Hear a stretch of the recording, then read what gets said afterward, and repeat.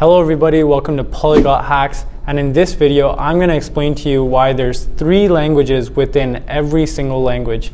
You heard me, there's 3 languages within every single language. Stick around in this video to find out what I mean.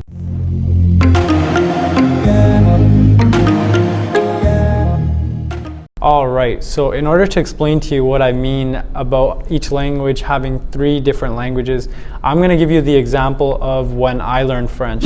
And there was a point, maybe about a year or a year and a half into the language, and I was like, look, I can do really well in class, I can speak academically, I can speak with my professors very well, but if you put me on a street in France or if you put me on a street in Quebec, would I be able to understand the conversation?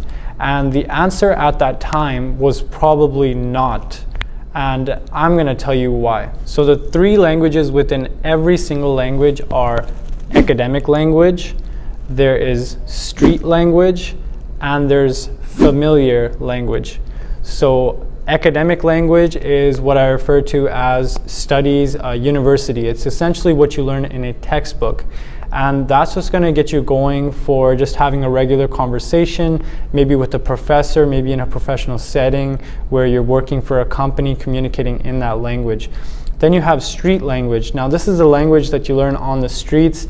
This is the casual language. This is all the slang, all the expressions, and all the little bits and pieces, all the conversations that you would have with your friends at a bar. And that is very, very important, but you don't receive that in university. And then we have the familiar language. So the familiar language that we have, like the standard language, is what you would use in your household, what you would use with your parents, what you would use in an average conversation that might not be a close friend, maybe with an acquaintance. It's kind of like the middle grounds between the university studies and the street. Essentially, these are the 3 levels of language that are within each language. Now, that brings up the question of which one should you learn first? And I'm going to answer that right now. Now, before I answer that question, I just want you to like, comment, share, and subscribe if you're enjoying the content. It would help out this channel a ton. Now, out of the 3 types of languages that are found within each language, I would recommend that you first learn the academic language.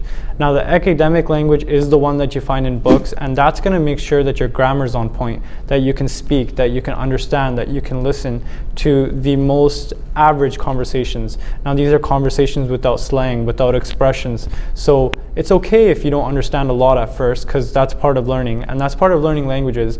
There's going to be times when you won't understand something or you won't understand a certain expression, but that's okay. So you just got to hang in there and wait.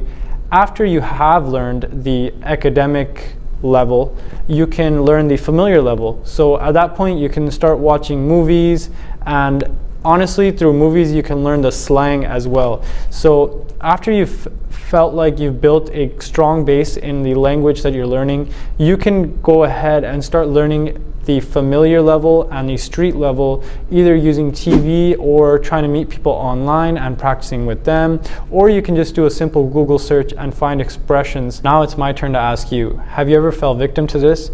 Has it been years since you've been practicing a certain language, but you still can't understand some conversation when you're watching or when you're around people that are speaking the language natively? Well, I can understand why. It may be that you're really focused on academic language and you haven't built your base on the middle ground, which is the familiar level, and the street level, which is your street slang and your expressions. So trust me, this will make a huge difference in the way you speak and the way you're able to understand, because slang and expressions are used on the daily. They're used everywhere, and just take a look at your own native language. How often are you using slangs and expressions to explain something? It's very, very common.